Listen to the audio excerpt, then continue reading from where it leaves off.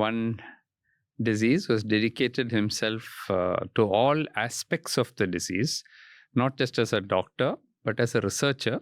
Who has spent 1,800 publications in one field and 50 years of work in this particular field, whose work has helped to change policy, to change the way people should conduct themselves based on science. And then somebody who has also trained hundreds of doctors who have now become successful.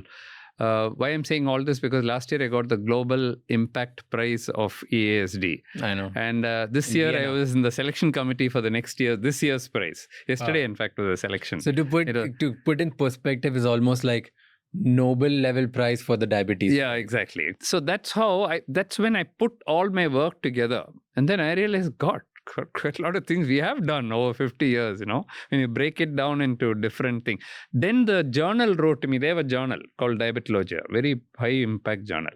They said, we want to publish your lecture.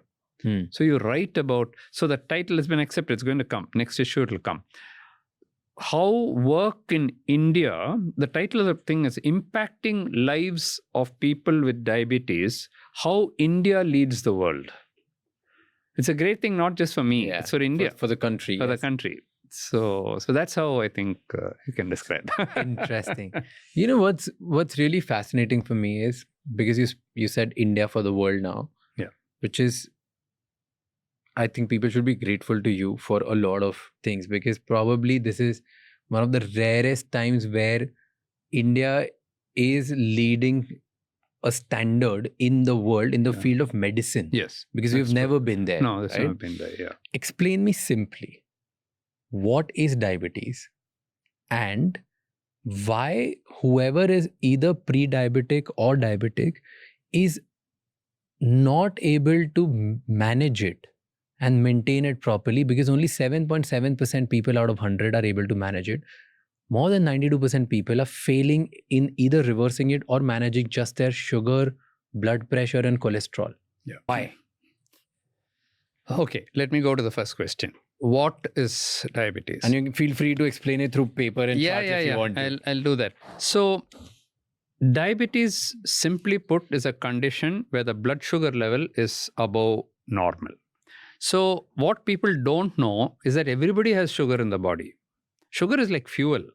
If you don't have sugar, you'll die. If your sugar goes down below, particularly, it's incompatible with life. Okay. So, the normal sugar, fasting, will be, say, around 80, 80, 90, less than 100, definitely. Okay, maybe 70 to 100. After food, it may go to, say, 120. It won't go beyond that. HbA1c, we said, will be less than 5.6. If these three are there, you're not having diabetes, you're not having pre-diabetes also. If it starts going up, fasting goes from 100 to 125. The post-glucose, not postprandial, 140 to 199. Then HbA1c 5.7 to 6.4. Then it's pre-diabetes. Then you got diabetes. This will be more than 126. This will be more than 200.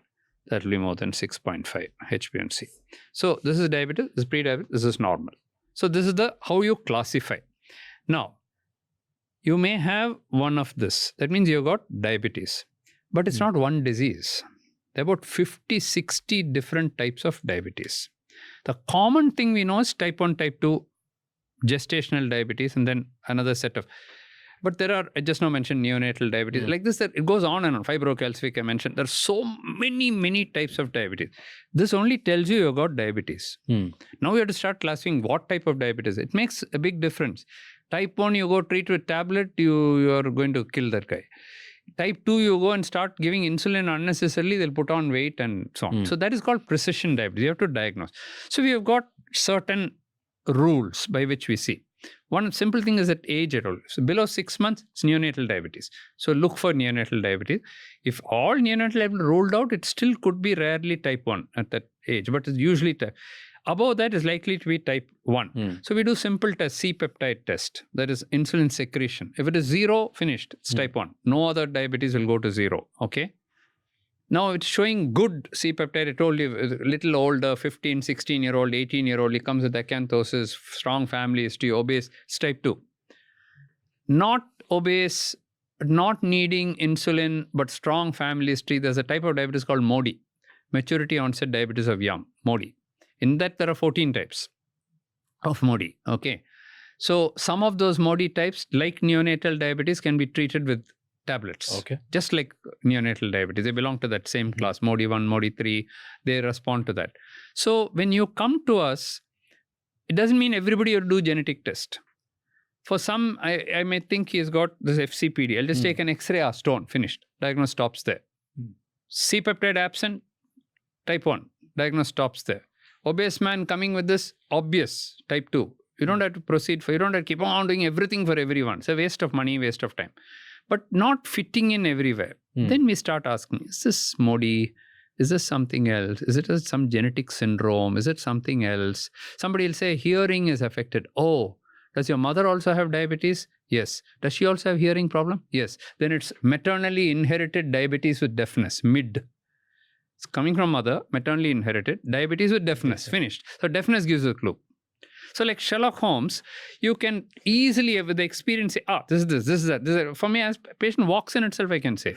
This is the rest of it is only to confirm. Okay. It's like Sherlock Holmes, you can just pick it up. Just like the experience, you can pick it up. Okay. So that's what makes this disease so interesting. There's so many types in this, and with knowledge, you learn over years and so on. Now, once you know which type of diabetes, you also know. See, in type 2 diabetes only, you talk about reversal and all. Type 1 is not possible. FCPD is not possible. In MODY, it's not possible. It's genetic. How can it? Okay. Type 1, how will you? All the cells are gone. Here, stones are there. How are you going to reverse? Certain things we know you can. GDM, gestational diabetes. They have diabetes during pregnancy. The moment they deliver, the diabetes will go away. The day they deliver, up to that, they'll be diabetic. They'll be on insulin or not. The day they deliver, glucose will drop because baby is out. Baby is producing it. That will go. But they may get it back within 5 years. So what do? Now you start with them, don't put on weight, don't do this, you can prevent diabetes. So you have to focus on that in a different way. I was reading up something about you that Stanford has put you in top 2% scientists of the world. Yeah. Right? Yeah. And you have said something about Indians which is shocking. That if an Indian gets diagnosis of pre-diabetes, within 8 years, there's 40% chance that they'll develop full diabetes. Even higher. Why specifically Indians? Like, what is there about Indians that we are building and developing diabetes faster than any other population on earth? So partly it's genetic. So through centuries of genes coming down the pool, so we have had consanguineous marriages. It may not be so much in the north, but in the south and all, we get a lot. Marrying your cousin,